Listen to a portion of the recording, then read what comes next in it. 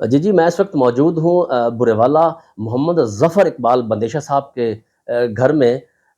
تو انہوں نے سیاست سے پوری طرح کنارہ کشی کر لی ہے، پوری فیملی نے۔ کیسے کنارہ کشی کی، کن وجوہات کی بنا پر کی، ان سے جان لیتے ہیں۔ یہ بتائیں سیاست سے جو ہے وہ کنارہ کشی بندیشہ صاحب کیوں کی؟ بسم اللہ الرحمن الرحیم۔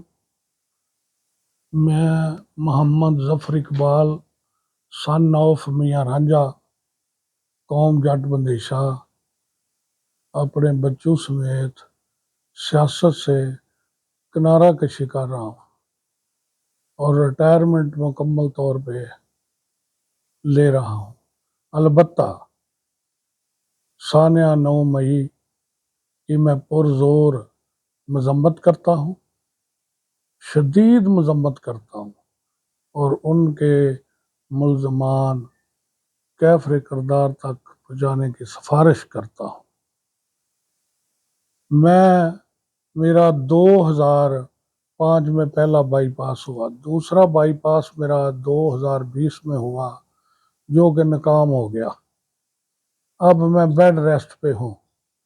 میرا اور میرے بچوں کا کسی بھی سیاسی جماعت سے کوئی تعلق نہ ہے۔ میں پاک فوج کا حامی گیر ہوں، پاک فوج سے یکجہتی کرتا ہوں۔ پاک فوج زندہ باد، پاکستان پائندہ باد۔ اچھا بندیشہ صاحب، اس میں کوئی سیاسی پریشر یا انتظامیہ کی جانب سے آپ کو کوئی ہراساں کیا گیا ہو سیاست سے کنارہ کشی کرنے کے لیے؟